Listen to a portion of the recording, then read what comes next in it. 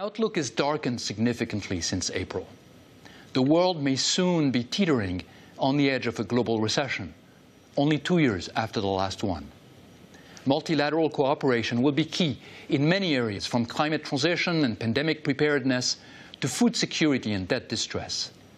Amid great challenge and strife, strengthening cooperation remains the best way to improve economic prospects for all and mitigate the risk of geoeconomic fragmentation. Many of the downside risks flagged in our April World Economic Outlook have begun to materialize.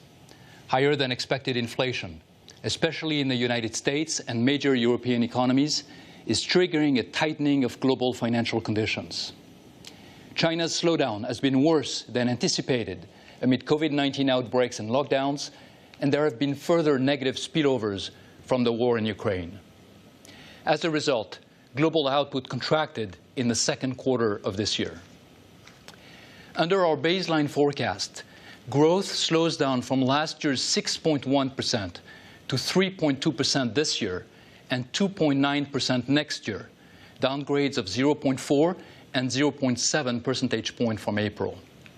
The world's three largest economies, the United States, China, and the euro area, are stalling, with important consequences for the global outlook. The risks to the outlook are overwhelmingly tilted to the downside. Let me mention a few of them. First, the war in Ukraine could lead to a sudden stop of European gas flows from Russia. Second, inflation could remain stubbornly high if labor markets remain overly tight, inflation expectations de-anchor, or disinflation proves more costly than expected.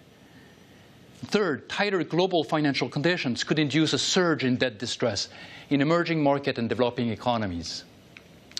In a plausible alternative scenario where some of these risks materialize, including a full shutdown of Russian gas flows to Europe, inflation will rise and global growth decelerate further to about 2.6% this year and 2% next year.